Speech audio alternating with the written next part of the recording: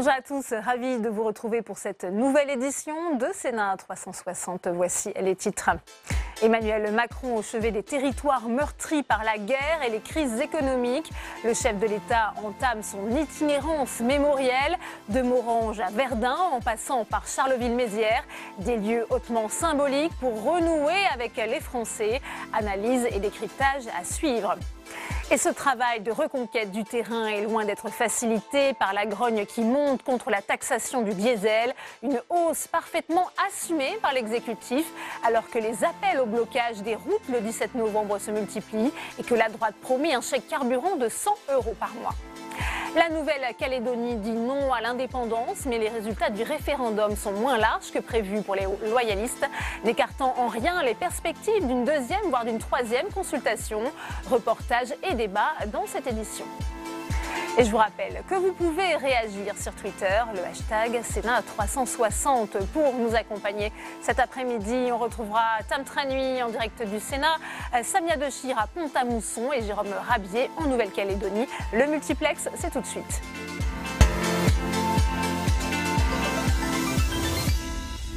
Je vous le disais en titre, la Nouvelle-Calédonie s'est prononcée à 56,4% pour rester française. Mais le score des indépendantistes est plus fort que prévu. Le gouvernement promet d'en tirer les conséquences en réunissant en décembre à Paris les forces politiques calédoniennes. Géraldine Bavoilo.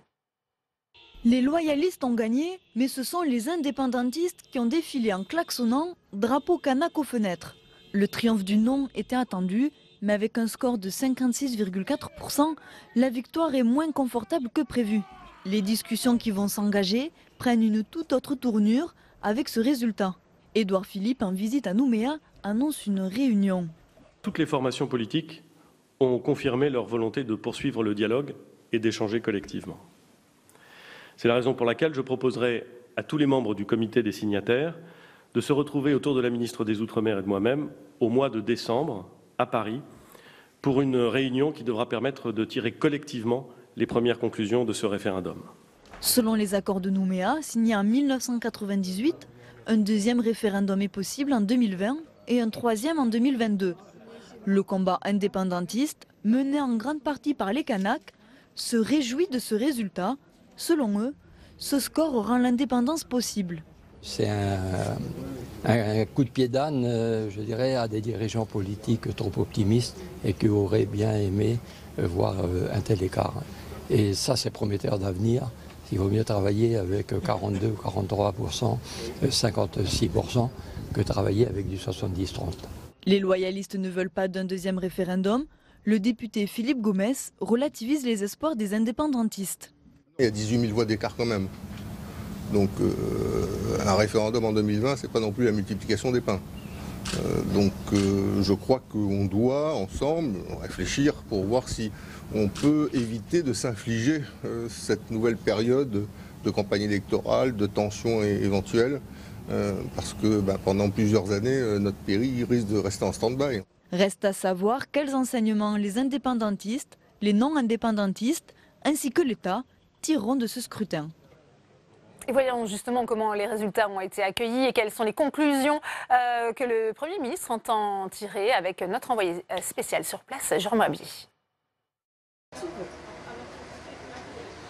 Après le vote historique d'hier en Nouvelle-Calédonie, drôle d'ambiance aujourd'hui à Nouméa, au Haut-Commissariat, où Édouard Philippe a reçu toute la journée toutes les formations politiques du territoire. Drôle d'ambiance car les vaincus d'hier, les indépendantistes, étaient pourtant ceux qui affichaient le plus large sourire avec 43,6% des suffrages. Leur projet d'indépendance n'est pas éteint et ils rêvent désormais de lendemain qui chantent, comme l'explique à notre micro Roch Wamitan.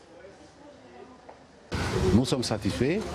Le travail continue parce que s'ouvre la deuxième période, la période du deuxième référendum qui se profile à l'horizon. Et nous en avons parlé avec le Premier ministre parce que nous sommes persuadés, au vu de ces résultats, que le projet politique porté par le FNKS devient quelque chose de possible. C'est une alternative puisque de nombreux non-Kanaks ont voté oui à ce référendum. C'est le résultat que nous en tirons. Un deuxième et éventuellement un troisième référendum rendu possible par les accords de Nouméa, mais dont Pierre Frogier, sénateur loyaliste de Nouvelle-Calédonie, ne veut pas entendre parler malgré un résultat moins net qu'espéré. Toujours considérer que ce référendum serait une sanction. En tout cas, il a eu cet intérêt, effectivement, de trancher ce débat indépendance ou maintien dans la France. Et ce que je souhaite, c'est que l'on fasse tout pour éviter un deuxième et un troisième. Donc je poursuivrai l'engagement que j'ai pris devant les Calédoniens. Parce que la société calédonienne, la Calédonie, ne peut pas s'offrir un pareil débat dans 2 ans et un autre dans 4 ans. C'est pas possible. Une position tranchée qui divise désormais dans le camp anti-indépendantiste. Calédonie Ensemble, première force politique du territoire, ne souhaitait pas d'autres référendums, mais face à l'écart plus faible qu'attendu, difficile de faire autrement que de respecter ce vieil engagement, comme nous l'a confié Gérard Poadja, l'autre sénateur du territoire. Le processus a prévu 2 autres référendums, certes pas obligatoires, c'est à la demande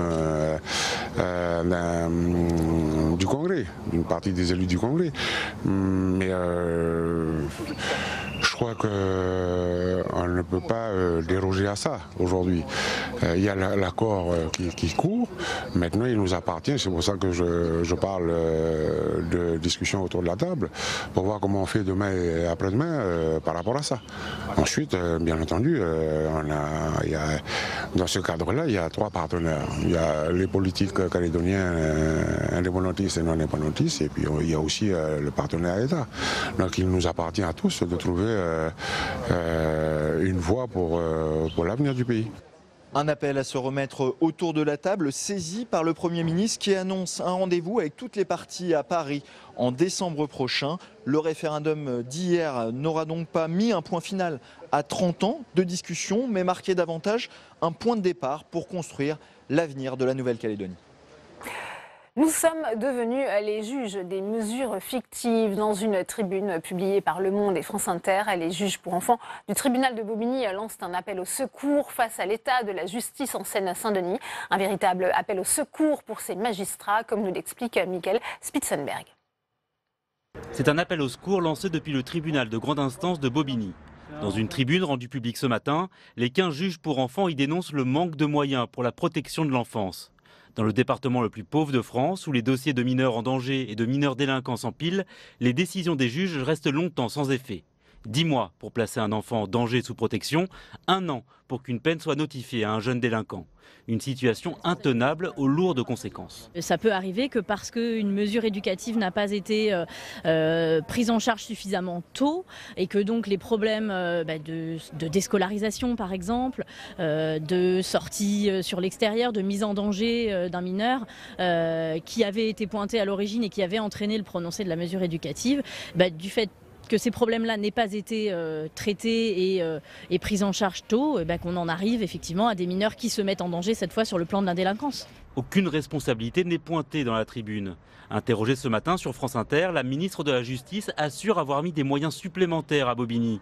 8 magistrats, 19 greffiers, mais ne pas être responsable de la mise en application des décisions des juges. Nous connaissons ce qu'est la Seine-Saint-Denis, département très contrasté, à la fois de très grand essor économique, mais également de situations sociales difficiles. Donc, ce que je veux vous dire, c'est que le ministère de la Justice joue un rôle, bien sûr.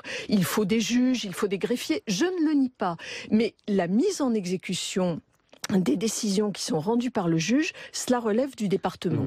Juin, le conseil départemental, par la voix de son président Stéphane Troussel, estime pour sa part que c'est l'État qui place le département dans une situation financière intenable. Et on retrouve tout de suite Tam Tranui avec votre première invitée. Tam, aujourd'hui, c'est la présidente du groupe communiste au Sénat, la sénatrice de Seine-Saint-Denis, Éliane Assassi. Oui, Éliane Assassi, votre réaction à cette situation dans votre département alors que ces juges pour enfants du tribunal de Bobigny lancent un véritable appel au secours. Oui, ils ont bien raison de lancer cet appel au secours. Cela fait des années qu'au tribunal de grande instance de Bobigny, les professionnels de la justice tirent la sonnette d'alarme sur le manque manque de moyens drastique qui est fait à ce tribunal, donc in fine aux justiciables, mais aussi qui nuit aux conditions de travail de ces professionnels de la justice. Il y a eu un rapport qui a été rendu par 2 députés qui ont travaillé sur 3 domaines, dont celui de la justice. Le rapport est assez accablant et je dois dire que effectivement ces juges sont dans la continuité de ce qui a été dit dans ce rapport. Oui, ce rapport printemps dernier pointait du doigt le fait que dans ce département il devrait y avoir peut-être plus de moyens qu'ailleurs. Eh bien il y en a moins qu'ailleurs et notamment dans le domaine régalien. Exactement, il y en a moins et du coup les décisions sont plus longues à prendre et in fine ce sont, en l'occurrence, puisque ce sont des juges pour enfants, des enfants et des familles qui restent en souffrance dans notre département. Et je crois qu'au XXIe siècle, on ne peut plus accepter cela et on ne peut d'autant plus l'accepter que nous sommes à quelques jours du 39e anniversaire de la Convention internationale des droits de l'enfant, ce qui veut dire que les enfants ont des droits et ils en ont un en particulier, c'est celui d'être protégés. Or, en Seine-Saint-Denis, les enfants ne sont pas protégés. Ce n'est pas la première fois que l'on entend parler des difficultés du tribunal de Bobigny, vous nous l'avez dit. Et d'ailleurs, le gouvernement estime avoir répondu, au moins partiellement, aux demandes de ce tribunal. 8 postes de magistrats supplémentaires créés par rapport à 2016, une affectation de 19 greffiers supplémentaires. C'est le bilan qu'a fait valoir ce matin Nicole Belloubet, la ministre de la Justice. Mais la Seine-Saint-Denis n'est pas un département comme le nôtre, comme les autres, pardon. Tout le monde le dit. Nous ne sommes pas Paris, nous ne sommes pas les Hauts-de-Seine. Et c'est vrai que les besoins en termes de moyens humains au tribunal sont plus grands que dans d'autres départements de notre pays. Et on ne veut pas entendre cela. Le gouvernement ne veut pas l'entendre comme les gouvernements précédents ne l'ont pas entendu. Et donc il faut que ce soit les professionnels de la justice qui se mettent en colère pour qu'enfin on puisse les écouter. Moi, ce que j'espère maintenant, c'est que de l'écoute, on passe aux actes. La ministre de la Justice a également déclaré que la mise en œuvre de la décision de nature civile qui concerne les enfants relève du conseil départemental et non pas de l'État. Qu'est-ce que vous pensez de cet argument? Non, mais là-dessus, elle a raison. Effectivement, l'aide sociale à l'enfance, donc qui est gérée par les départements, a une responsabilité. Mais j'attire quand même votre attention, et ça rejoint ce que j'ai dit précédemment, c'est-à-dire que la Seine-Saint-Denis, le conseil départemental de la Seine-Saint-Denis, est frappé au porte-monnaie par l'État de la même façon que toutes les collectivités dans notre pays. Et Stéphane Troussel, l'actuel président du conseil départemental, a effectivement énormément de difficultés à pouvoir, avec le budget qui lui est confié, avec la dotation de l'État qui lui est confiée, assumer ses missions, particulièrement dans le domaine de l'aide à l'enfance. Quelles sont vos relations actuellement avec le gouvernement, alors que on sait que le Premier ministre Édouard Philippe avait reçu des élus de tous bords de la Seine-Saint-Denis il y a quelques semaines? Bien, écoutez, je suis désolée de le dire, mais depuis cette rencontre avec le Premier ministre, nous n'avons eu aucun écho, aucun retour. Nous avons prévu de nous réunir à nouveau le 15 novembre pour faire le point. Nous avons tenu une initiative d'ampleur le 5 octobre dernier. Donc il y aura des suites. Mais je le répète, aujourd'hui, nous ne voulons plus de paroles. Nous voulons des actes en Seine-Saint-Denis. Et nos enfants doivent être protégés. Bien, merci beaucoup Eliane Assassi d'avoir répondu à mes questions. Merci à vous, Tam, pour cette première réaction. Pétition, blocage, la flambée des prix des carburants, en partie due à la hausse des taxes, cristallise les tensions. Les Français s'estiment pénalisés, faute d'accompagnement. L'opposition en profite pour monter au créneau et propose un chèque carburant pour les plus modestes. Fabien Riquer. 1,71 € le litre de gasoil à la pompe. Porte d'Orléans à Paris, les automobilistes sont en colère et l'argument de la transition écologique ne passe pas. Mais l'environnement, je pense que ce n'est pas l'augmentation, ce n'est pas fait subir la population, les citoyens qui travaillent déjà, qui ont besoin de la voiture. C'est très très cher et j'ai l'impression que c'est toujours les mêmes qui prennent en fait. Alors que la grogne monte, 2 députés LR font une proposition. Damien Abad et Guillaume Pelletier lancent un appel des territoires et une pétition pour la création d'un chèque carburant. D'une valeur de 100 €, il serait alloué à 13 millions de Français vivant dans les territoires ruraux, sur le modèle du chèque restaurant. L'idée est loin de faire l'unanimité. C'est débile, parce que cela veut dire une fois de plus que les Républicains ne savent pas où ils habitent, ça veut dire qu'ils acceptent les hausses de taxes. Ils acceptent les hausses de taxes et ils veulent donner une compensation par une usine à gaz bureaucratique. Vous allez m'expliquer comment on va donner un chèque de 100 € à qui, en fonction de quoi? Chez les Républicains, on soutient officiellement l'initiative de Damien Abad et Guillaume Pelletier, alors que les modalités de financement d'une telle mesure restent relativement floues. Il n'y a aucune difficulté sur les modalités, nous les préciserons et nous serons amenés à les préciser. Depuis 2011, Laurent Wauquiez avait déjà proposé un chèque carburant et il est important que nous puissions aider les Français qui vont travailler avec leur voiture. Une façon pour les Républicains d'accompagner la fronde des automobilistes sans pour autant appeler au blocage le 17 novembre. Interrogé ce matin, Bruno Le Maire confirme quant à lui que la hausse des taxes sur les carburants ne serait pas suspendue au 1er janvier prochain. Et on continue les réactions au Sénat avec vous, Tam Tranui, avec le sénateur LR de l'Essonne, Jean-Raymond Hugonet. Jean-Raymond Hugonet, Emmanuel Macron assume donc l'augmentation de la fiscalité du diesel et dit également préférer la taxation du carburant plutôt que celle du travail. Est-ce que vous comprenez ce point de vue ? Alors encore une fois, ce que je comprends, c'est qu'il y a une taxe supplémentaire, ou en tout cas qui est en augmentation. Ce que je comprends surtout, et on est ici à l'Assemblée des territoires, on ne peut pas concevoir dans ce pays, encore une fois, quand on me dit je préfère taxer le gasoil plutôt que le travail. Est-ce à dire que personne ne va au travail en voiture ? La France est diverse. Pour vous, ça revient à tout de même taxer le travail pour un certain nombre de personnes. Mais c'est exactement la même chose. On explique ça à un enfant de 6 ans, il va vous dire exactement la même chose. On est ici au Sénat dans la représentation des territoires. Il va falloir enfin que le gouvernement et le président de la République comprennent qu'on ne peut pas prendre des décisions uniques, autoritaires à Paris et les imposer à l'ensemble du pays en considérant qu'il est exactement une métropole. Je sais que le phénomène métropolitain est à la mode, mais il faut savoir que dans ce pays, et heureusement, il y a une ruralité, une campagne et des gens qui sont obligés de prendre leur véhicule pour aller au travail. Et en même temps, il ne faut pas une fiscalité environnementale pour changer les comportements, pour lutter contre le dérèglement climatique ? Alors avant même de parler de fiscalité environnementale, il faudrait être certain que cette fiscalité revienne à l'environnement. Tout le monde sait que ce n'est absolument pas le cas. Le fléchage n'est pas clair aujourd'hui. Voilà, le fléchage, pour le moins, n'est pas clair et on sait très bien qui fait le fléchage, c'est-à-dire Bercy. Il s'agit aussi de pouvoir expliquer à la population une fois pour toutes et sérieusement où nous en sommes réellement et ne pas essayer de faire prendre des vessies pour des lanternes. Les Français n'en veulent plus de ça. Et en même temps, alors Bercy, Emmanuel Macron, le gouvernement annonce des mesures d'accompagnement, c'est les derniers mots que l'on entend aujourd'hui. Crédit impôt sur la transition énergétique, prime à la conversion automobile, ça ce sont des mesures qui peuvent atténuer tout de même cet effet ? Alors moi j'appelle ça le concours Lépine. Chacun va y aller de sa mesure, de son point pour faire changer, pour montrer qu'on est là à l'action, au travail, vous voyez, parce que c'est ce qu'il faut montrer, c'est qu'on est au travail. Tout ça, excusez-moi de vous le dire, mais c'est pas très sérieux. Voilà, on a parlé. Le problème est relativement simple dans la mesure où il y a le prix. J'entends nos collègues parlementaires, La République en marche, se répandre partout en disant que c'est en fait le prix du baril du pétrole. C'est pas d'aujourd'hui que le prix du baril du pétrole varie et de façon importante. On parlait à un moment d'une TIPP flottante. Vous voyez, ça avait déjà été mis au point il y a bien longtemps.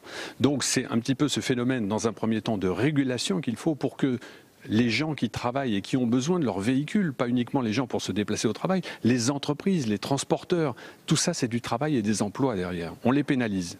Alors vous parliez de concours Lépine, et bien du côté des Républicains, et dans le concours Lépine, il y a la proposition de Damien Abad et de Guillaume Pelletier qui proposent, eux, un chèque carburant de 100 € distribué à 13 millions de Français de province, qui serait notamment assis sur une taxe exceptionnelle sur les sociétés d'autoroutes. Est-ce que ce n'est pas bien répondre à un impôt par un impôt, une taxe par une taxe ? Alors là aussi, je ne voudrais pas être critique avec mes collègues, mais chacun est dans la liberté de proposer des choses. Je le suis aussi en disant qu'il faut un petit peu un moment se calmer parce que je n'ai pas de boulier sous la main, vous voyez ce que je veux dire, mais les chiffres qui sont indiqués ici se totalisent en milliards. Qui paye in fine tout cela? Il n'y a pas de jeu de passe-passe, il n'y a pas de jeu de bonneteau. Un chiffre, c'est un chiffre et les chiffres sont têtus. Voilà. Tant qu'on n'aura pas expliqué et fait partager, parce qu'on ne peut pas vouloir le bonheur d'un peuple sans son consentement. Vous voyez ce que je dis? Ça n'existe dans aucune démocratie du monde. Voilà. Donc, il va falloir bien expliquer les choses. Je vois aussi qu'on avait du mal à l'intérieur du gouvernement, puisque M. Hulot de Guerlas est parti. C'est donc qu'il y a un vrai problème d'environnement. Et le vrai problème d'environnement, c'est qu'on ne dit pas aux Français réellement où nous en sommes. Eh bien, merci beaucoup Jean-Raymond Hugonet pour votre réaction. Merci à vous. Merci Tam. Et justement, comment éteindre l'incendie suscité par la flambée des prix des carburants? Cela fait partie de la mission du chef de l'État qui se donne une semaine pour renouer les fils perdus avec les Français lors d'un déplacement inédit dans l'Est et le Nord de la France. Le chef de l'État se rendra sur les lieux marquants de la Première Guerre mondiale avec l'ambition de donner des repères. Jordan Klein. Cérémonie militaire, revue des troupes des Pots de Gerbe. Ce lundi à Morange, en Moselle, le président a rendu hommage aux dizaines de milliers de soldats tombés au combat durant cette bataille d'août 1914. 100 ans après la fin de la Grande Guerre, Emmanuel Macron a souhaité se rendre dans des lieux de mémoire, comme ici, qui n'ont jamais été visités par ses prédécesseurs. Alors face à des enfants venus pour l'occasion, c'est avec pédagogie qu'il leur parle.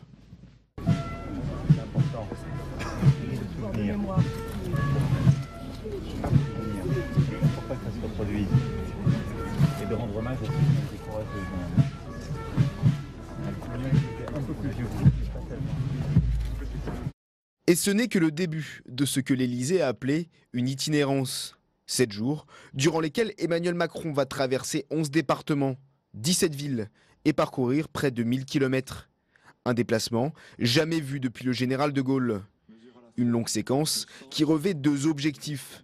Le premier, s'arrêter dans les lieux de mémoire incontournables de la Première Guerre mondiale, comme Verdun ou la Somme.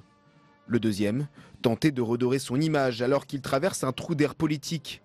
Il ira à la rencontre des Français, mais aussi des entreprises dans ces régions souvent victimes de la désindustrialisation. Une semaine très médiatique donc, pour une opération reconquête des territoires. Et on va justement prendre la direction de Pont-à-Mousson, c'est en Meurthe-et-Moselle. Cela fait partie des étapes de cette itinérance mémorielle. On retrouve sur place Samia Dechir. Bonjour Samia, comment la venue du chef de l'État est-elle perçue par les habitants mais aussi par les élus sur place ? Bonjour Delphine, le président est attendu dans quelques instants à l'abbaye des Prémontés qui se trouve juste de l'autre côté du pont. Il va venir pour la clôture d'un forum économique en présence de plusieurs ministres. Il est arrivé ici à midi à Pont-à-Mousson sur la place de la mairie et c'est là qu'il aurait pu aller à la rencontre des habitants pour justement renouer le lien puisque c'est un des buts de cette visite. Mais il n'y avait en fait pas grand monde pour l'accueillir et pour cause, cette place était complètement verrouillée par un important dispositif de sécurité et donc les quelques habitants qui ont pu accéder nous ont confié être déçus. Ils nous ont beaucoup dit qu'ils avaient le sentiment d'être face à un président qui était un petit peu coupé des Français puisqu'il n'est pas du tout venu à leur rencontre. Il a en revanche passé 3 heures à l'intérieur de la mairie pour un déjeuner avec les élus locaux. Et ce sont donc ces élus locaux qui se sont fait écho de la colère des habitants ici face à la hausse des taxes, une colère dont ils nous ont beaucoup parlé et dont donc les élus locaux ont eux-mêmes parlé au président. On écoute Henri Lemoine, le maire de Pont-à-Mousson. Tout le monde est remonté contre cette hausse du carburant, contre la hausse du fuel également, parce que ça va gréver un certain nombre de budgets, notamment en hiver. Et si nous avons un hiver qui est froid, ça ssera d'autant plus difficile. Il y a également les retraités qui sont en souffrance et qui vivent mal cet effort qui leur a été demandé. Je crois que le président les entend. Il a un cap, il a une politique à mener, il l'amène. Ce qu'on essaye de lui faire comprendre, c'est qu'il y a, et ce qu'il comprend, c'est qu'il y a effectivement un mécontentement aujourd'hui et de la souffrance derrière cela. Vous l'avez entendu, donc ici à Pont-à-Mousson, comme ailleurs, tout le monde est très remonté face à la hausse des carburants qui est annoncée pour janvier prochain. Certains ont même hué le président à son arrivée ici à la mairie de Pont-à-Mousson. Et donc pour un déplacement censé renouer le lien avec les Français, ça s'annonce pour l'instant assez compliqué vu le contexte pour le président de la République. Merci à vous Samia et on va effectivement revenir sur cette itinérance mémorielle d'Emmanuel Macron à la reconquête des territoires meurtris à la fois par la guerre mais aussi par les crises économiques successives dans notre premier débat tout de suite.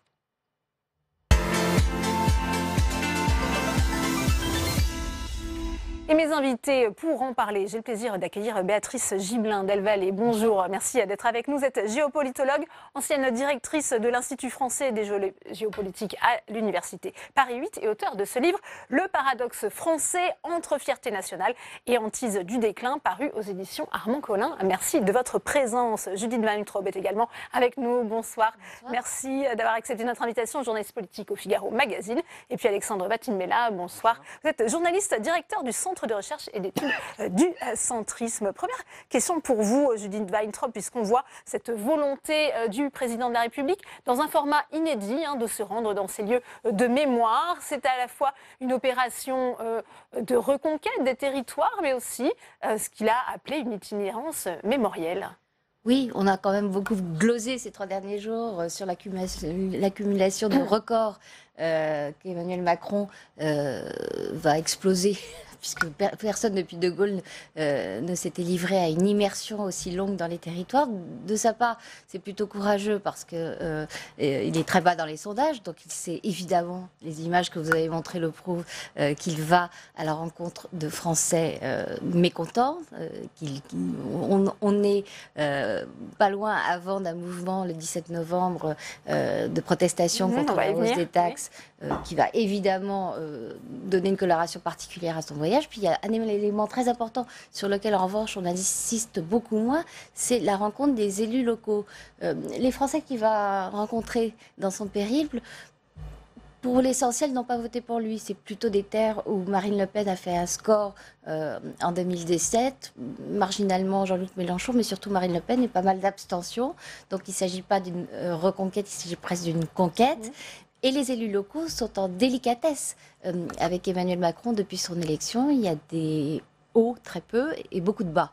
Alors, là, pour l'instant, il y a eu une embellie, mais il y a vraiment des choses à négocier et même à concevoir dans la structuration du dialogue entre l'exécutif et les collectivités locales. Ça a été particulièrement préparé, hein, pourtant, Béatrice Gibelin-Delvalle.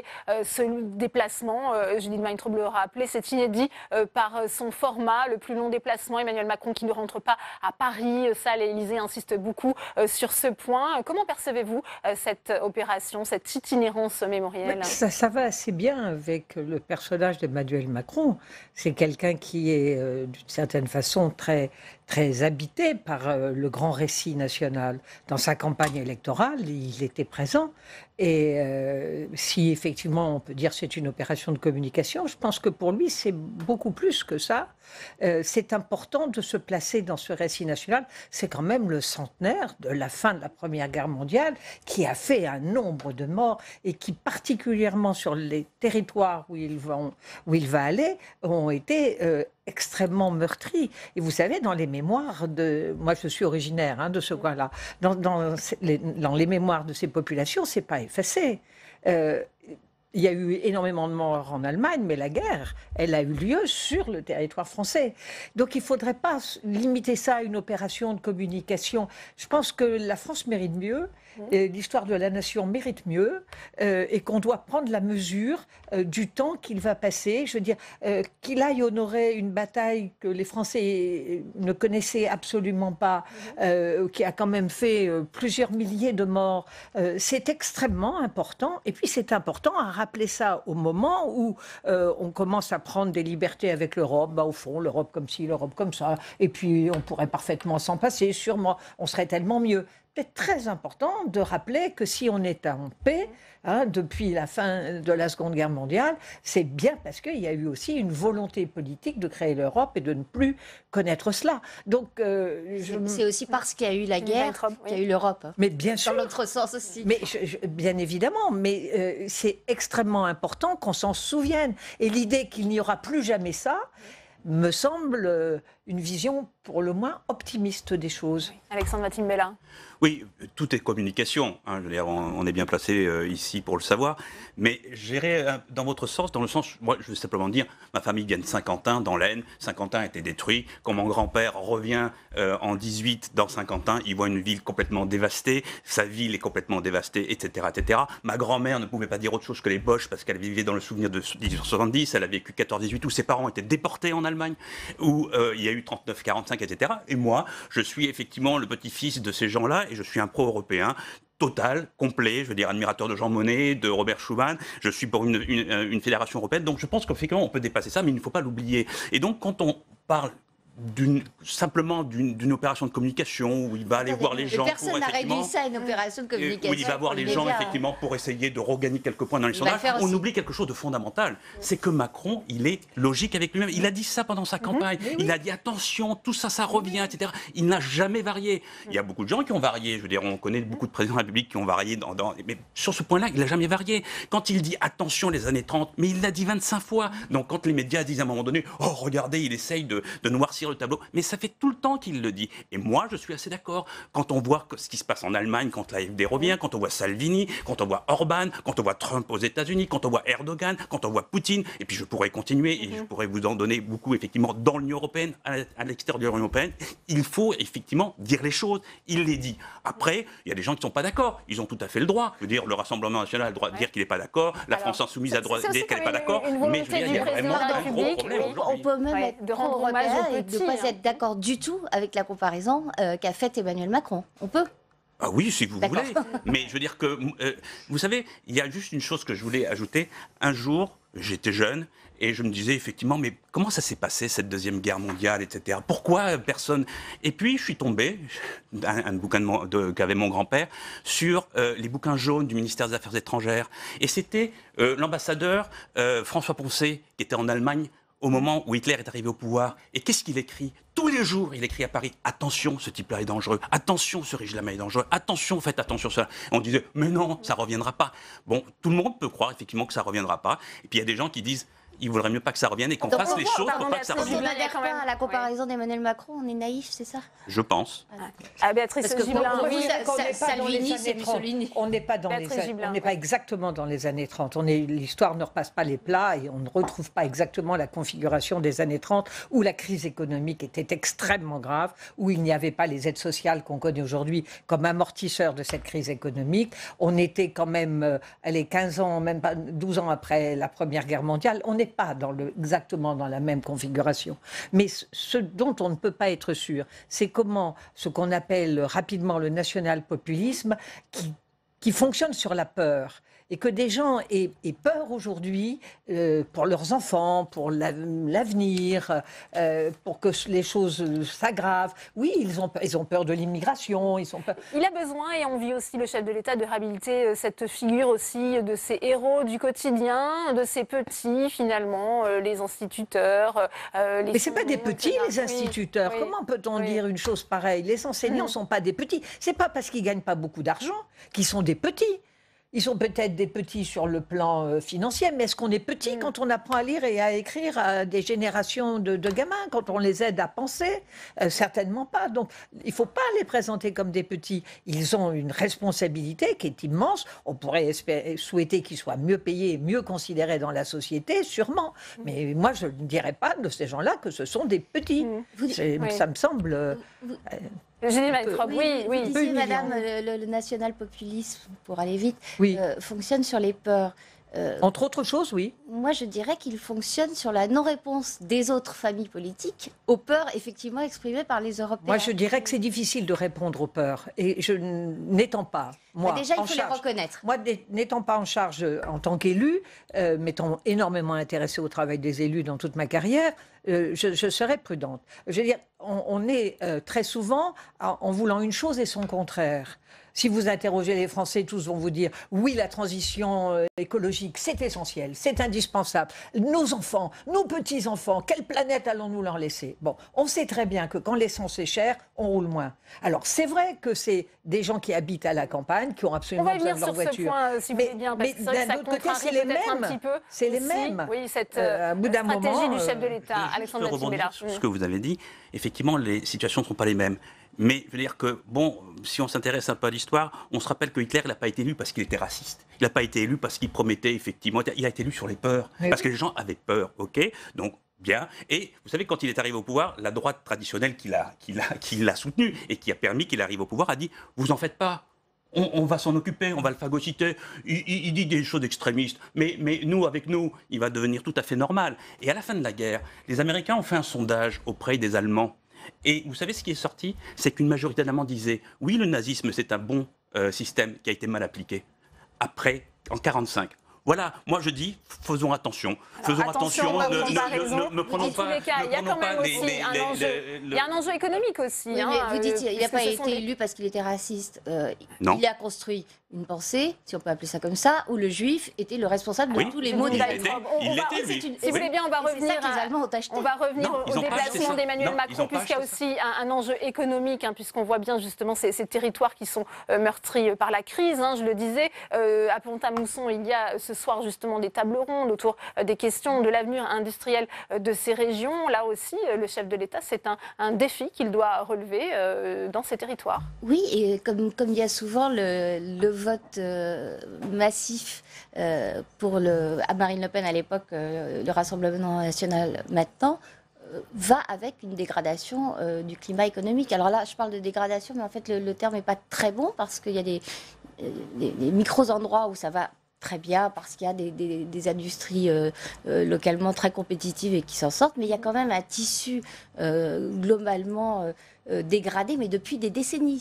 C'est pas un phénomène récent et c'est pas un phénomène dû à Emmanuel Macron, mais aucun président de la République n'a réussi à revivifier ces territoires.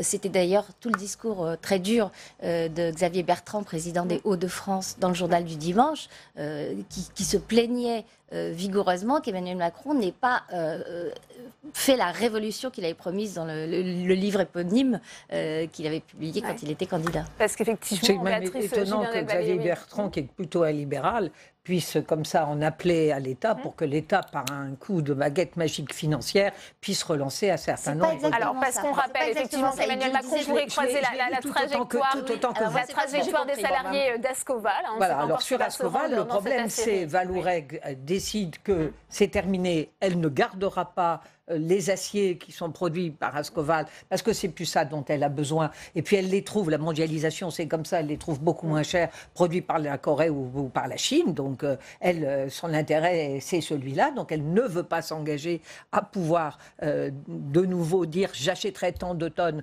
d'acier. C'est ce que j'allais dire les syndicats demandent raisonnablement.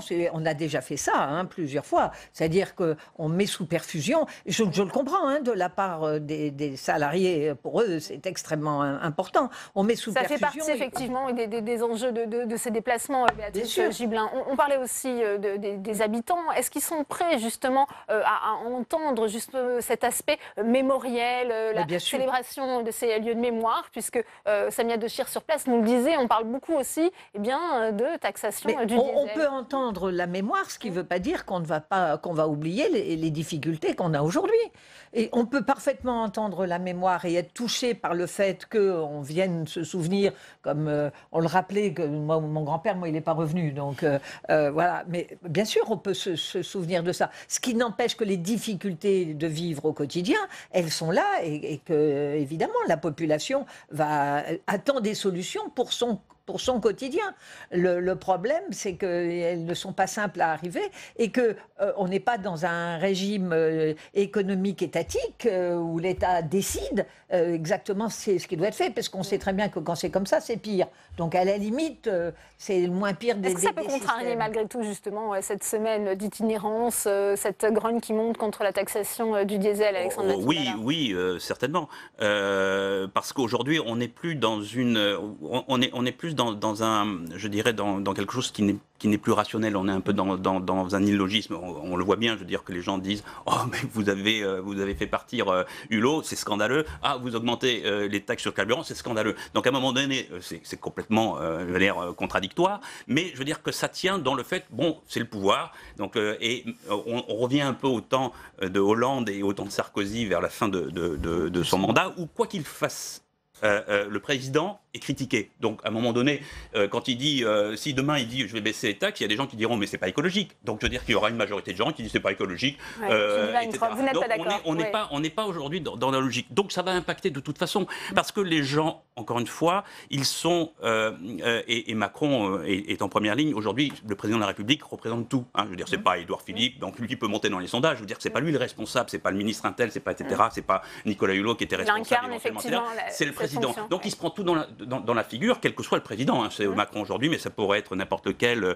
Et c'est de plus en plus comme ça. On le voit bien avec Trump aux États-Unis, c'est-à-dire que c'est lui. Il a fait en sorte que ce soit un référendum sur sa présidence, mais de toute façon, ça aurait été un référendum sur sa présidence, comme ça a été en 2010 un référendum sur la présidence de Obama quand ça a été les midterms aux États-Unis. Donc il se prend tout dans la figure. Donc de toute façon, oui, cette itinérance-là va permettre aux gens de dire on est mécontent du pouvoir en place. Ouais, ça va remettre en cause cette semaine, justement. Non, mais alors, votre discours est intellectuellement parfait. C'est vrai que quand on considère que l'écologie et la transition écologique doit être une priorité, on ne peut pas se plaindre de l'effet qu'a le renchérissement du carburant sur la facilité à circuler en voiture. Sauf que, excusez-moi, concrètement, non, c'est pas ça. Mon truc. Non, mais parce que c'est pas ce que je dis. Je dis simplement la contradiction entre le fait qu'il y a une majorité de Français qui soit contre le départ de Hulot et une majorité de Français qui soit contre la hausse des carburants. C'est tout. C'était cette contradiction dont je parlais.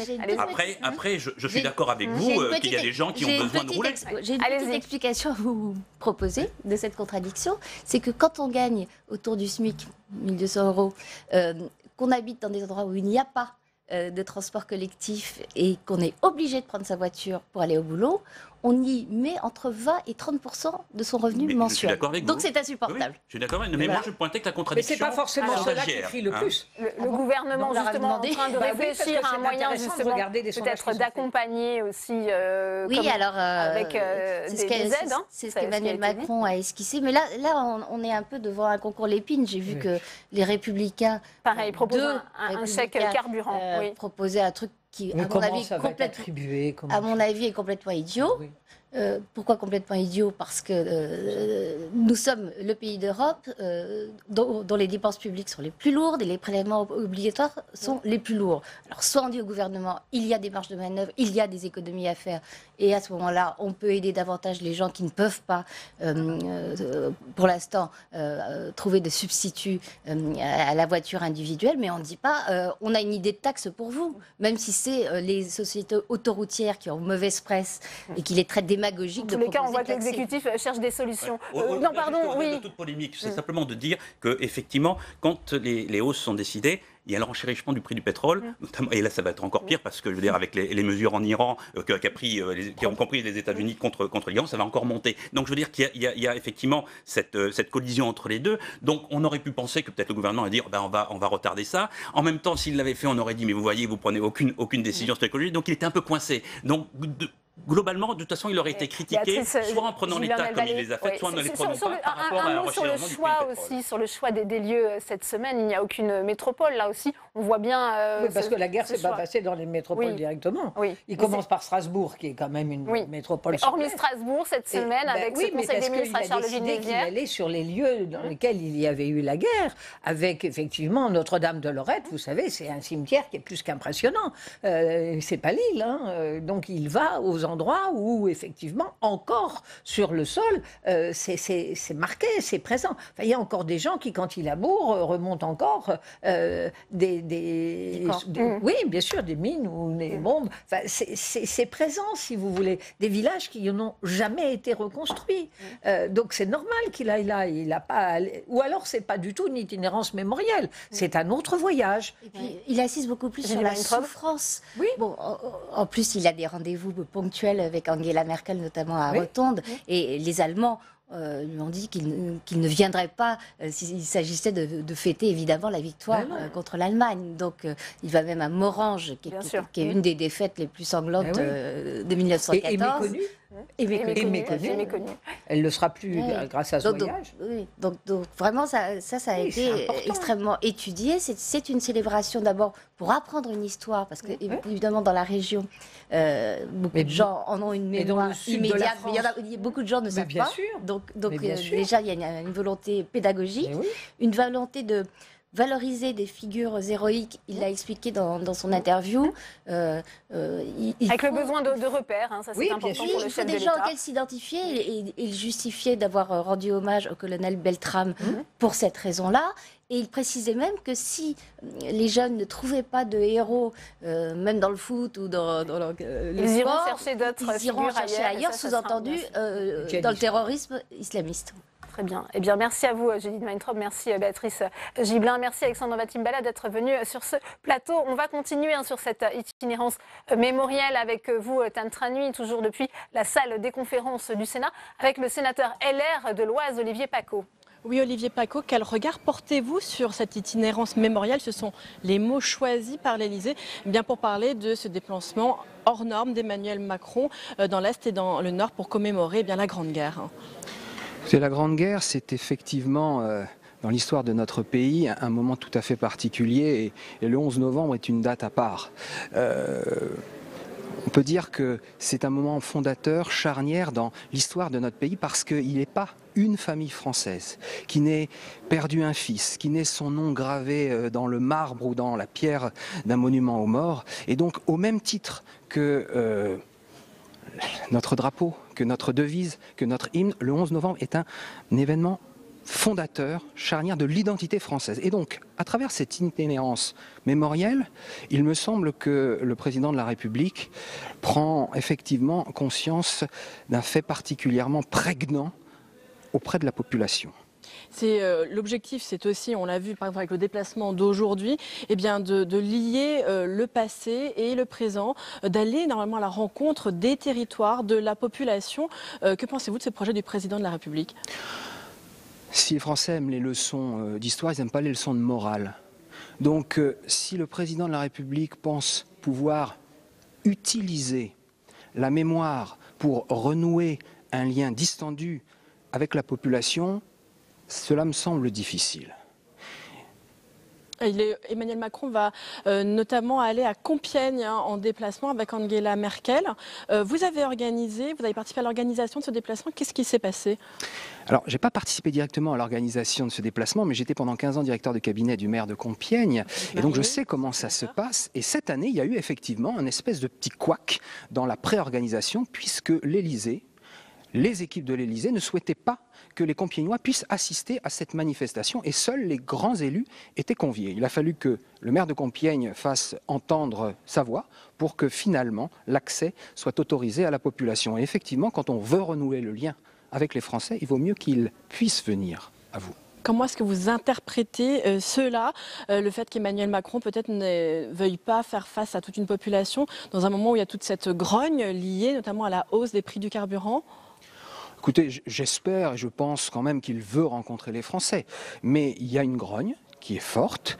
J'espère qu'il l'entendra. Vous savez, les Français savent compter et aussi ils savent comprendre. Et ils ont bien compris, et c'est pour ça qu'ils sont en colère, que sur le problème des carburants, 80% de la hausse des prix, ou plus exactement 80% du rapport de ces taxes, va non pas à la transition énergétique, comme on voudrait le faire croire, mais au budget général. Et c'est ça que les Français ne supportent plus et qu'ils diront probablement au président. Une dernière chose importante quand même, c'est que le président, pour justifier cette hausse, dit « je taxe le travail, je préfère taxer les carburants plutôt que le travail ». Or, il taxe les carburants, et en taxant les carburants, il taxe le travail, puisque pour l'immense majorité des ruraux, on ne peut pas aller travailler sans voiture. Bien, merci beaucoup Olivier Paccaud pour cette réaction. Merci bien. Merci à vous, Tam, pour cette réaction. On ouvre à présent notre page consacrée à la Nouvelle-Calédonie. Vous le savez, elle s'est prononcée à 56,7% pour rester française. Mais le score des indépendantistes est plus fort que prévu. Le gouvernement promet d'en tirer les conséquences en réunissant en décembre à Paris les forces politiques calédoniennes. Géraldine Bavoilon. Les loyalistes ont gagné, mais ce sont les indépendantistes qui ont défilé en klaxonnant, drapeau kanak aux fenêtres. Le triomphe du non était attendu, mais avec un score de 56,4%, la victoire est moins confortable que prévu. Les discussions qui vont s'engager prennent une toute autre tournure avec ce résultat. Édouard Philippe, en visite à Nouméa, annonce une réunion. Toutes les formations politiques ont confirmé leur volonté de poursuivre le dialogue et d'échanger collectivement.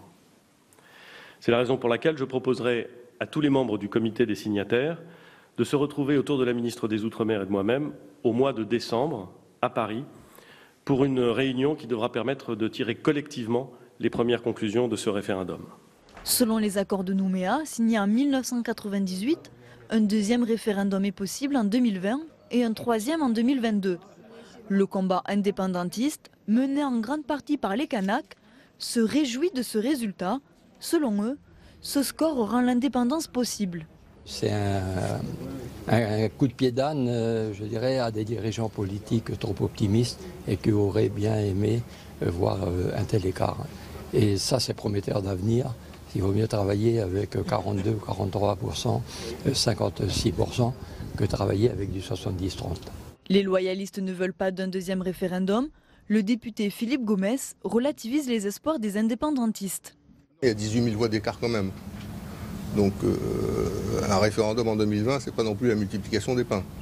Je crois qu'on doit ensemble réfléchir pour voir si on peut éviter de s'infliger cette nouvelle période de campagne électorale, de tensions éventuelles, parce que pendant plusieurs années, notre pays risque de rester en stand-by. Reste à savoir quels enseignements les indépendantistes, les non-indépendantistes, ainsi que l'État tireront de ce scrutin. Et on va voir tout de suite comment les résultats ont été accueillis sur place et quelles sont les conclusions que le Premier ministre entend en tirer avec notre envoyé spécial, Jérôme Rabier à Nouméa. Après le vote historique d'hier en Nouvelle-Calédonie, drôle d'ambiance aujourd'hui à Nouméa, au Haut-Commissariat, où Édouard Philippe a reçu toute la journée toutes les formations politiques du territoire. Drôle d'ambiance car les vaincus d'hier, les indépendantistes, étaient pourtant ceux qui affichaient le plus large sourire avec 43,6% des suffrages. Leur projet d'indépendance n'est pas éteint et ils rêvent désormais de lendemain qui chantent, comme l'explique à notre micro Roch Wamitan. Nous sommes satisfaits. Le travail continue parce que s'ouvre la deuxième période, la période du deuxième référendum qui se profile à l'horizon. Et nous en avons parlé avec le Premier ministre parce que nous sommes persuadés, au vu de ces résultats, que le projet politique porté par le FNKS devient quelque chose de possible. C'est une alternative puisque de nombreux non-Kanaks ont voté oui à ce référendum. C'est le résultat que nous en tirons.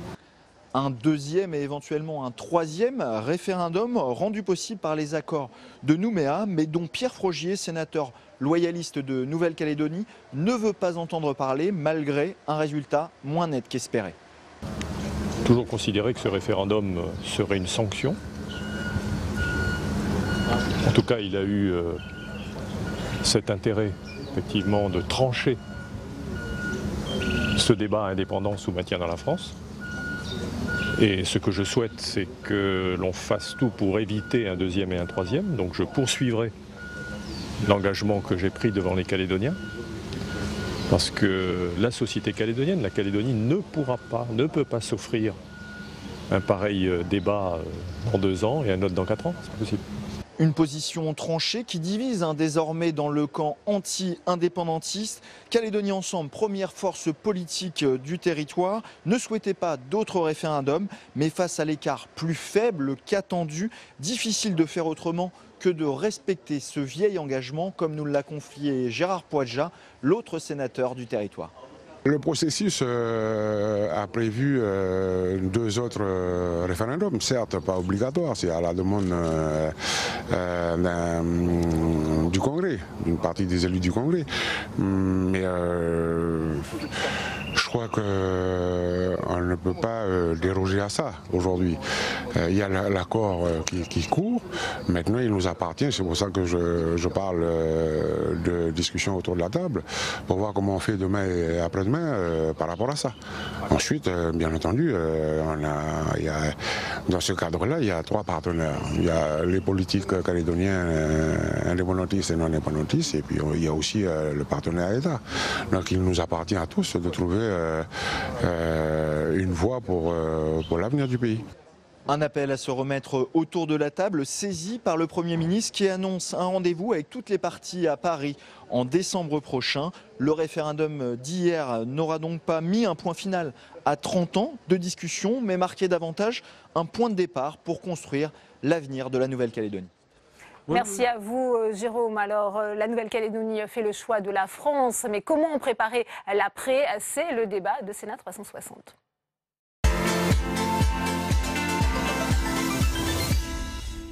Et j'ai le plaisir d'accueillir sur ce plateau Alain Krishnak. Bonjour, merci d'être avec nous. Vous êtes ancien haut-commissaire de la Nouvelle-Calédonie. Laurent de Boissieu est également avec nous. Bonsoir. Bonjour. Vous êtes journaliste politique, fondateur du site francepolitique.fr. Et puis Benoît Trépied est également sur ce plateau. Bonsoir. Anthropologue, vous êtes directeur de recherche au CNRS. Première question pour vous, Alain Krishnak, puisqu'on voit ce succès étriqué finalement du nom qui rebat les cartes. Quels enseignements faut-il en tirer en fonction du point de vue des uns et des autres? La réponse n'est pas la même, on le voit. Oui, d'abord ce qui est remarquable, c'est que le taux de participation est très élevé, hein, ce n'était pas du tout évident, donc certains prenaient l'abstention, que les jeunes... 80%, hein, on le rappelle. Oui, c'est ça, que les jeunes ont voté, hein, visiblement, alors qu'on disait beaucoup les jeunes ça ne vote pas, on les a inscrits sur les listes électorales, mais ça ne sert à rien. Après, on voit que le taux pour l'indépendance est pratiquement 2 à 3 points plus élevé que les votes pour les partis indépendantistes dans les élections locales, alors qu'on disait ça va être moins élevé. Hein, bon, autre surprise. Et puis c'est un vote qui reste, ça c'est important pour la suite, très communautaire. C'est-à-dire que 80-85% des Kanaks votent pour l'indépendance et une proportion toujours très faible des non-Kanaks votent pour l'indépendance, les autres votant pour le maintien de la République. Ça se voit aussi d'ailleurs par suite de l'implantation géographique des communautés sur les cartes, hein, c'est frappant. On y viendra justement sur ces disparités locales. Laurent de Boissieu, on sait qu'Emmanuel Macron hier a salué ce résultat comme une marque de confiance en la République. C'est une analyse qu'on peut partager aujourd'hui? Alors, qui a gagné, bien sûr, c'est le nom qui l'a emporté. Hein, la Nouvelle-Calédonie reste française. Mais ce résultat assez plus fort qu'attendu du oui montre finalement et va montrer aux indépendantistes que l'indépendance est atteignable. Et finalement, ça va les renforcer dans leur conviction de demande de nouveaux référendums. Hein. Il y en a plusieurs qui sont prévus à 2020, 21, 22, qui sont prévus dans les accords, hein, qui sont déjà prévus. En revanche, un score plus étroit du oui aurait sans doute facilité un rapprochement entre communautés et ceux qui cherchent un peu une troisième voie. Pour dire les choses clairement, aujourd'hui, la question de l'indépendance de la Nouvelle-Calédonie, en fait, dans les esprits, c'est l'indépendance de la Kanaki. Et donc, ça ne concerne qu'une communauté. Et l'enjeu, c'est l'indépendance éventuellement, mais si elle arrive à dépasser une seule communauté pour être une indépendance vraiment calédonienne et pas seulement kanak. Benoît Trépied, on disait ce référendum devait finalement être l'aboutissement à la fois du travail de réconciliation entrepris entre Caldoche et Kanak, justement à travers ces accords de Matignon et de Nouméa. Comment vous expliquez finalement que les sondages qui prédisaient une large victoire du non se sont un petit peu trompés ? Alors, parce qu'en général, les sondages sont loin d'être une science exacte et qu'en particulier faire des échantillons représentatifs sur une petite population comme celle de la Nouvelle-Calédonie, c'est très hasardeux. Une fois de plus, ça s'est vérifié. Donc le corps électoral avait été déterminé par une loi ici au Sénat. Oui, il y avait un corps électoral fixé depuis longtemps sur lequel il y avait consensus et c'est aussi un point très important à souligner puisque ce consensus fait que ce résultat est indiscutable de part et d'autre et ça, c'était la première fois depuis des décennies qu'il y avait l'occasion d'opérer un tel scrutin. Après, ce qui me semble important de préciser, c'est que le projet des deux côtés, c'est-à-dire et le projet d'indépendance et le projet du maintien de la Calédonie dans la France, désormais se décline en termes de destin commun de toute façon. C'est-à-dire que le projet d'indépendance n'est pas un projet d'indépendance kanak. Ils l'ont dit depuis les années 80, ils ont fait le deuil d'une indépendance purement kanak, donc c'est avec les autres. Et de l'autre côté, le discours des partisans du maintien de la Calédonie dans la France est on continue de construire ensemble notre citoyenneté calédonienne, certes à l'intérieur de la République, mais avec une conception quasiment d'un État fédéré. Hein. Philippe Gomez dit une petite nation dans la grande, avec les autres. Donc ce qui est intéressant, c'est que les deux perspectives qui se dégagent ne sont pas deux perspectives finalement antagonistes, parce que ce qu'il propose, c'est un projet de société commun, et que le détail, quand on rentre dans le détail de la sphère des compétences demandées de part et d'autre, finalement c'est très proche. Donc, et au final, le relatif équilibre de ces deux blocs donne plutôt de l'espoir en termes de discussion pour la suite. Mais pour autant, les indépendantistes vont obtenir un second référendum. Il est d'ailleurs de droit, hein, c'est contenu dans l'accord de Nouméa, peut-être Alain Krishnak. Oui, il n'est pas obligatoire, hein, il faut qu'il le demande. D'ailleurs, il y aurait deux façons de l'éviter. Il y a celle proposée par Pierre Frogier qui est supprimer donc par une modification de la Constitution, la possibilité, ça paraît vraiment très peu vraisemblable. Il a annoncé la semaine dernière, il veut déposer une proposition de loi organique. L'autre voie, ça serait de convaincre les indépendantistes de ne pas utiliser cette possibilité. Voilà.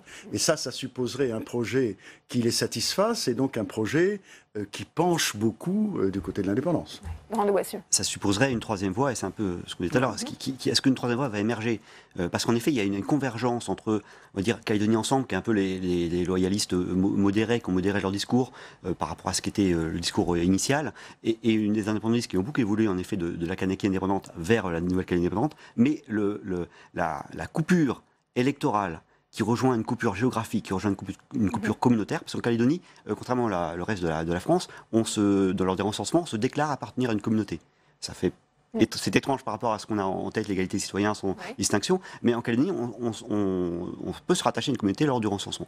Et on voit cet antagonisme-là qui reste très fort. Et tout l'enjeu, ça va être justement de le dépasser. Et moi, je pense au contraire que le résultat fort de l'indépendance, du oui, même s'il a été minoritaire, va plutôt figer les choses côté indépendantiste. Est-ce qu'il pourrait y avoir un risque de partition, Benoît Trépied, de la Nouvelle-Calédonie, justement en fonction des communautés? On le voit, le vote est très net. Oui, alors ça a été un débat et une crainte au cours des années 80. Sous l'ère des accords, l'ensemble des partenaires, quel que soit leur bord, ont réaffirmé leur volonté de maintenir la Calédonie comme une collectivité qu'on ne coupe pas en deux. Donc pour le moment, personne ne demande la moindre partition et d'autant moins qu'il y a aussi des Kanaks qui sont minoritaires dans le sud et des non-Kanaks et notamment des Caldoches qui sont minoritaires dans le nord. D'ailleurs, c'est en toutes lettres dans l'accord. Dans l'accord, c'est marqué « Il n'y aura pas de solution pour une partie seulement du territoire ». Alors, Édouard Philippe a promis, qui était sur place, a promis de réunir justement toutes les forces politiques calédoniennes à Paris au mois de décembre. Je vous propose de réécouter le Premier ministre. Les enjeux économiques et sociaux ont parfois été placés au second plan de nos échanges, alors qu'ils constituent un des ressorts essentiels des accords de Matignon et de Nouméa. Il faudra donc que nous trouvions aussi le temps et la méthode pour échanger, État et forces politiques, sur ces enjeux de société. Annick Girardin et moi-même ferons des propositions en ce sens à l'occasion du prochain comité des signataires. Ce sont les enjeux économiques et sociaux à présent qu'il va falloir étudier, Alain Krishnak? Oui, bien sûr. Ils n'ont jamais été vraiment abandonnés, mais ils sont d'autant plus importants que les inégalités restent très fortes. C'est aussi un des déterminants du vote protestataire. Cela dit, on ne résoudra pas la question calédonienne uniquement par les aspects économiques et sociaux. Enfin, le vote est quand même reconnu comme fondamentalement identitaire. Vous êtes d'accord avec cette analyse? Oui, tout à fait. Et puis alors, il y a un point qu'il ne faut pas perdre de vue dans le cadre de la Calédonie, héritière de son histoire, donc la Calédonie était une colonie de peuplement.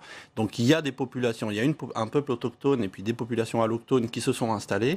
Et vu l'équilibre des forces, de toute façon, c'est dans une solution commune que peut se jouer l'avenir de la Calédonie. Et finalement, la question coloniale et donc la question de la décolonisation, elle ne se réduit pas au lien de la Nouvelle-Calédonie à la France. Elle est essentielle de ce point de vue-là, c'est cette question du lien politique, mais il y a aussi une question de lien social à l'intérieur de la société calédonienne. Quelle est la place du peuple autochtone? Quelle est la place du destin commun?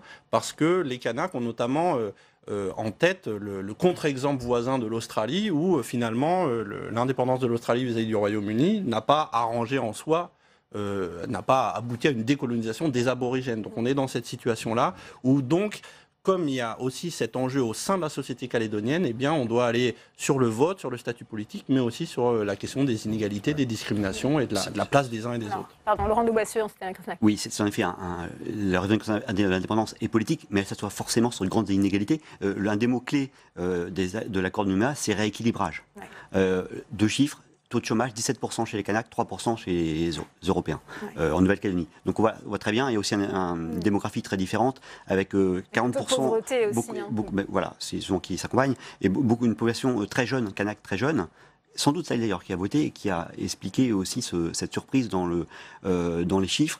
Même si la tendance, si on prend les différents votes provinciaux depuis 1989, donc le lendemain des accords de Matignon, la tendance c'est quand même à une augmentation progressive du taux d'indépendance du scrutin en scrutin. Quelles pourraient être les évolutions institutionnelles que pourrait proposer Paris, justement, pour empêcher la tenue d'un second référendum, Alain Krishnak? Est-ce qu'on peut juste revenir un moment sur les rapports de force démographiques, parce que je crois qu'ils sont importants pour ceux qui nous écoutent. En 1956, les Kanaks étaient encore plus de 50%. Dans les années 60, ils sont passés en dessous de 60%. Dans les années 70, ils sont passés en dessous de 45%, et dans 2010, ils sont passés en dessous de 40%.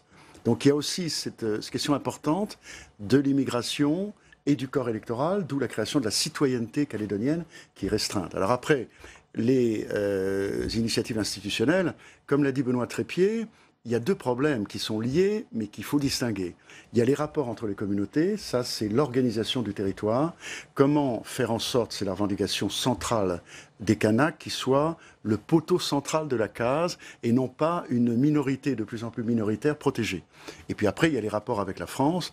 Je dirais que c'est presque le plus facile, parce que dans le monde, et notamment dans le Pacifique, il y a tout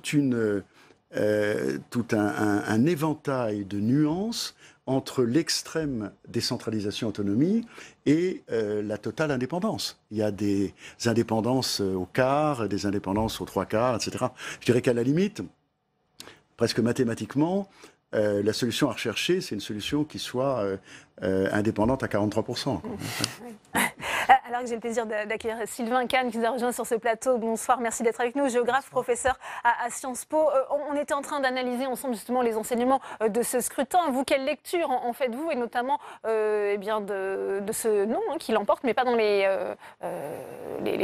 proportions envisagées au départ?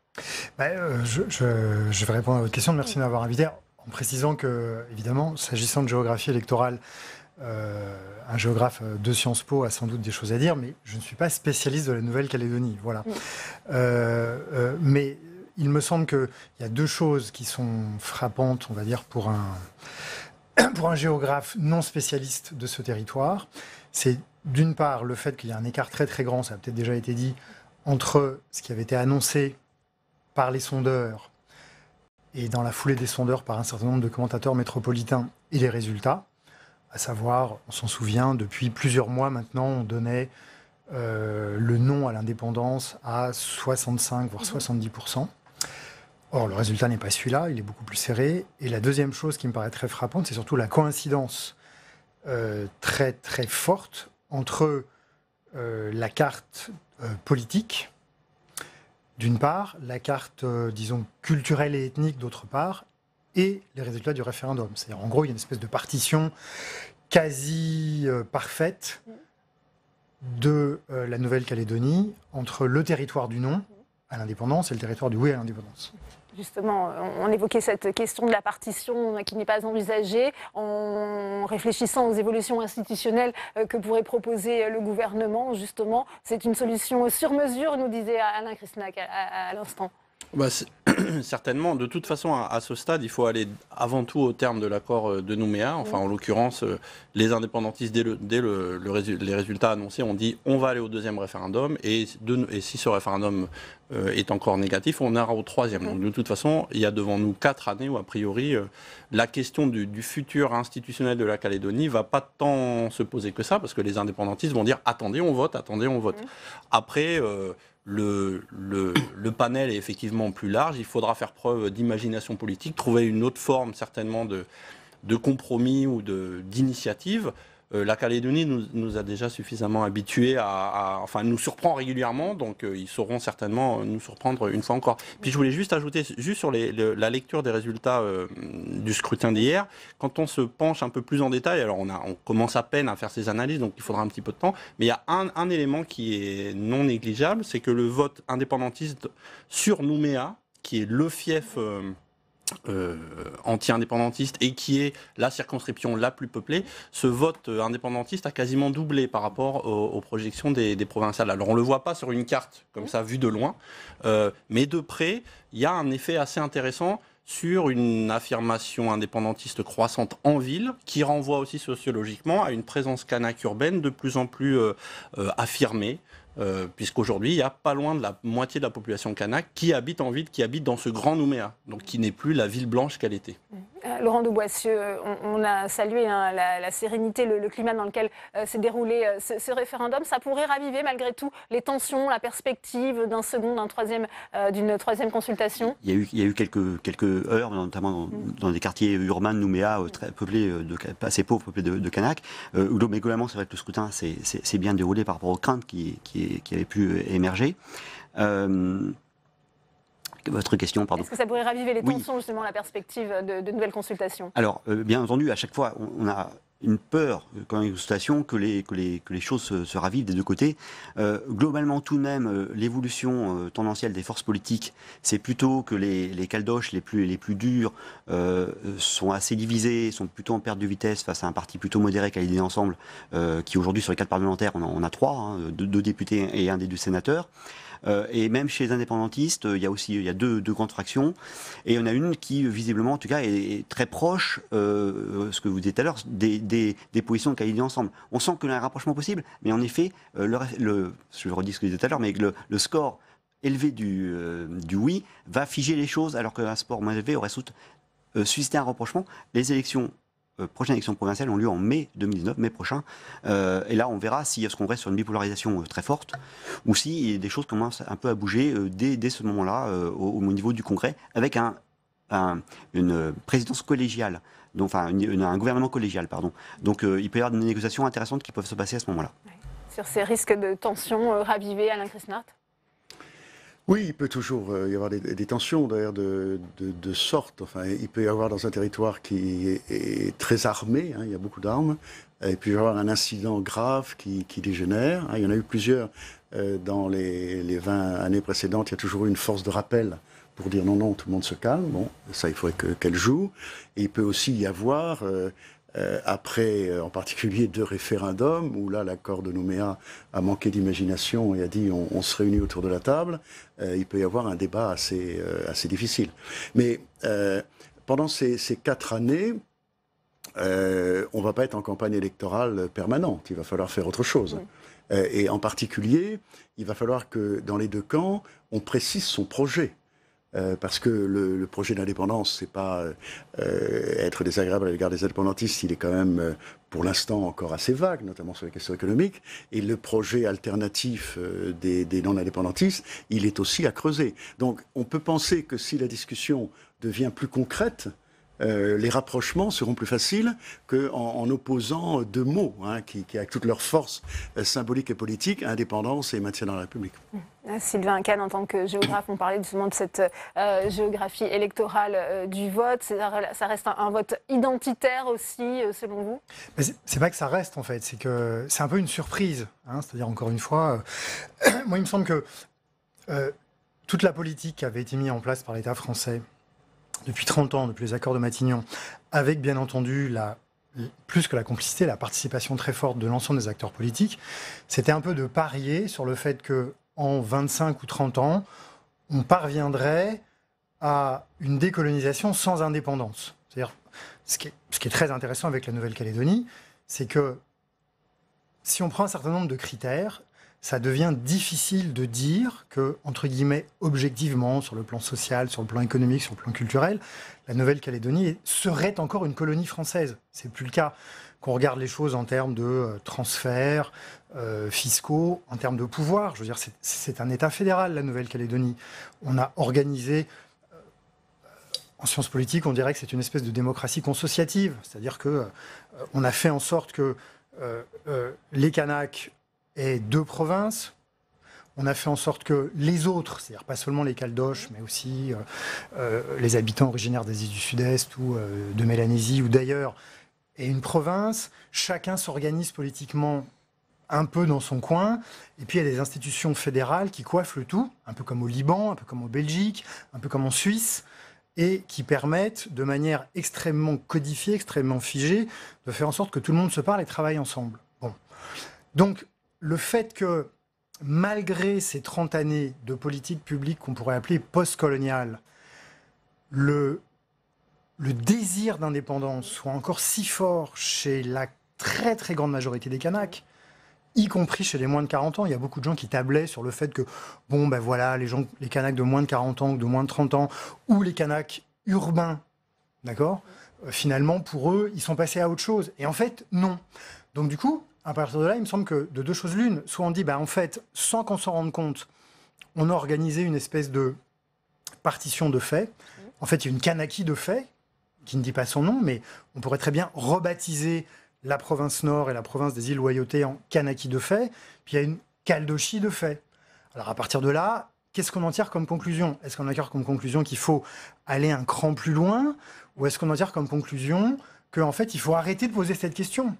Parce que si on pose la question de l'indépendance, en fait, on assigne les gens à une espèce d'identité nationale que, au quotidien, dans leur vie économique, sociale et privée, ils ne vivent plus. C'est-à-dire, en fait, on aurait envie que les gens aient des identités multiples, mais on pose une question qui les assigne à une identité un peu figée, peut-être. C'est une analyse intéressante. Voilà. Il y a un échec, malgré tout, de ce processus, justement, de ces politiques publiques mises en place en Nouvelle-Calédonie. Il y a eu sans conteste aucun, il y a eu un immense chemin qui a été parcouru depuis les accords, depuis la signature des accords de Matignon, qui a permis à la Calédonie de sortir de l'ornière de façon tout à fait remarquable. Mais ce qu'il faut bien saisir, à mon sens, dans la persistance et la force de cette revendication d'indépendance, c'est que historiquement, elle s'est constituée comme une revendication pour dire nous existons, nous sommes là, nous ne pouvons pas être niés, nous sommes dans une situation coloniale, nous vivons une situation coloniale, et ce qui est quand même très frappant sur la Calédonie, c'est que quand on y va, si vous voulez, ça reste un monde très ségrégué, et ça reste un monde, par certains aspects, très colonial. Toujours. C'est-à-dire que si vous voulez avoir un petit peu la saveur du bon vieux temps des colonies, c'est encore assez intéressant d'aller en Nouvelle-Calédonie. Ce sera le mot de la fin avec vous. Oui, enfin, je veux dire, on pose la question de l'indépendance parce que les Kanaks veulent qu'on la pose. Enfin, bon. Et par ailleurs, il faut bien voir que ces deux populations sont extrêmement différentes dans leur organisation sociale. On a des Européens individualistes et des Kanaks qui sont organisés sur la base d'une famille élargie, qui n'obéissent en rien aux règles du droit civil. Et ça depuis l'origine. Ni la propriété, ni le mariage, ni les successions ne sont celles que... Donc ce sont deux populations qui sont juxtaposées, qui ne veulent pas être en désaccord, qui se vivent ensemble, mais séparées tout de même.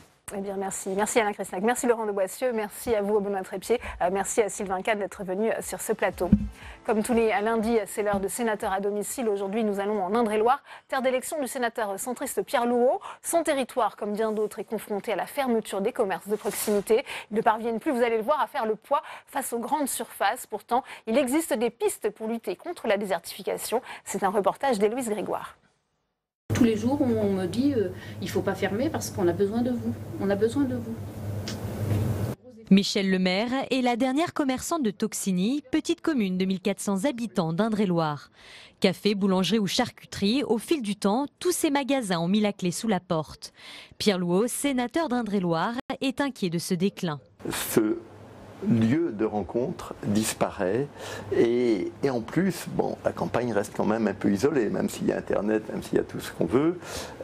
Quand vous apercevez à un moment qu'il manque une plaque de beurre, qu'il manque une douzaine d'œufs, qu'on n'a plus de shampoing, enfin toutes les petites choses en dépannage, et ben, ce sont des services qui disparaissent en même temps et c'est vraiment dommage. Moi, je pense qu'il faut garder au minimum un commerce dans chaque commune pour que les communes continuent à vivre. L'atmosphère n'est également plus la même. Ici, les devantures sont fermées, les rues désertes. Pour le maire du village, c'est dû en partie à la concurrence des grandes surfaces. Il faudra qu'il y ait un maintien de tous ces commerces, mais ça se fait au détriment des grandes surfaces qui s'installent sur les périphériques, qui sont très accessibles, qui sont ouvertes tout le temps, 24 heures sur 24, mais au moins dans des plages horaires très importants, et qui permettent un flux important de commerce. On y va pour une baguette, on ressort avec un rôti de bœuf à la limite, alors que nous, dans nos petits commerces, c'est beaucoup plus difficile à faire. Même problème pour Loches, commune de 7000 habitants. Ici, les petits commerces sont également victimes des zones commerciales. La population se tourne vers ces commerces industriels, parfois plus simples d'accès qu'en centre-ville.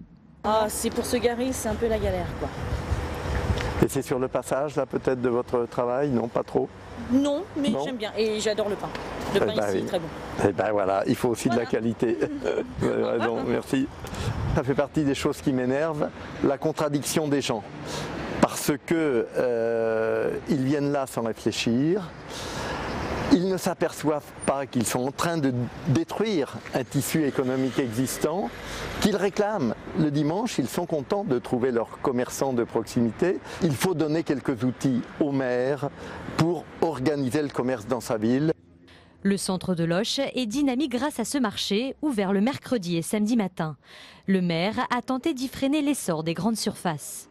Et avant la loi Allure, on avait des difficultés en fait à les maîtriser puisqu'en fait on ne pouvait pas les interdire. C'est normal, il y a une liberté d'installation, ce qui paraît logique. En revanche, pour un maire comme moi, d'une petite ville de 7000 habitants, j'ai besoin de trouver un équilibre entre les commerces de centre-ville et les commerces donc, de périphérie, donc les grandes enseignes. Le conseil municipal a voté l'instauration d'une taxe sur les commerces vides. Une manière d'inciter les propriétaires à les louer ou les vendre pour attirer des nouvelles activités et ne pas abandonner le cœur du centre-ville. Et Pierre Lehaut nous a rejoint sur ce plateau. Bonsoir, merci d'être avec nous. On voit, et Louise Grégoire le dit très bien, il y a des possibilités pour justement lutter contre cette désertification des centres-bourgs, des centres-villes, notamment cette taxe. Ça fait partie des pistes sur lesquelles il faut travailler pour redynamiser justement. Il y a effectivement les taxes, mais au lieu de fixer de nouvelles taxes, il faut aussi défiscaliser les centres-villes. Aujourd'hui, les bases fiscales centre-ville sont beaucoup plus élevées que sur la périphérie. Donc c'est déjà un premier problème, des taxes élevées, des loyers élevés, difficile de maintenir un commerce. Et puis il y a les habitudes. C'est vrai que rapidement, encore plus à Paris, on ne le ressent pas trop. Il y a des surfaces commerciales, des petites surfaces commerciales à tous les coins de rue.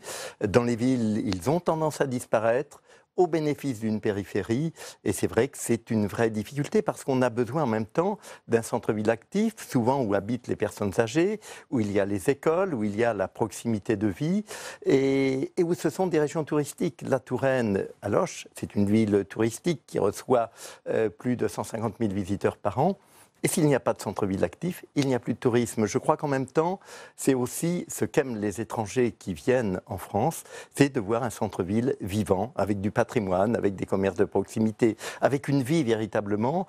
Et on veut trop copier les nouvelles civilisations, les villes à l'américaine. Est-ce qu'on se sent parfois un peu impuissant justement quand on est élu face à l'implantation de ces grandes surfaces, de ces... Oui, non seulement on se sent impuissant, mais c'est la réalité. L'exemple de Loches qui a lutté pendant 1 an et demi, qui n'a pas donné les permis de construire, qui a refusé, qui s'est mis pratiquement hors la loi pour refuser l'extension de près de la grande surface, l'ouverture de boulangeries notamment. Et il a fini, contraint et forcé, par donner le permis de construire parce qu'il n'avait pas les moyens réglementaires de s'y opposer. Et je crois qu'aujourd'hui, on a vu apparaître une loi sur les centres-villes, plutôt pour les grandes villes. On voit des propositions de loi du Sénat avec Rémy Pointreau et Bourquin qui prennent conscience que c'est une vraie difficulté. Il faut aussi se donner les moyens et donner des moyens aux maires d'influencer. Vos propositions, oui. Pierre Lehaut, justement, est-ce qu'il faut passer par de nouvelles propositions de loi ?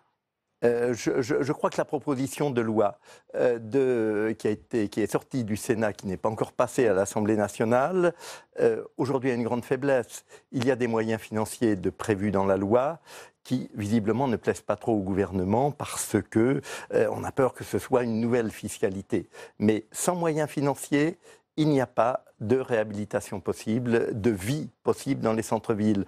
Et enfin, ça fait partie quand même des contradictions de la loi NOTRe. On nous dit aujourd'hui, halte là, on ne prend plus de terrain sur les terres agricoles pour construire des villes nouvelles.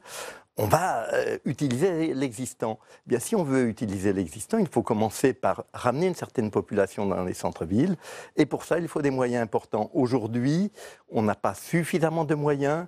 pour réhabiliter les commerces, pour réhabiliter les maisons d'habitation. Aujourd'hui, si on vit dans un cœur de ville, eh bien, c'est vrai qu'il faut avoir une habitation. C'est le plan du gouvernement, hein, Action Cœur de Ville, 25 millions d'euros. Il y a 222 villes retenues. Ça ne va pas assez loin, selon vous?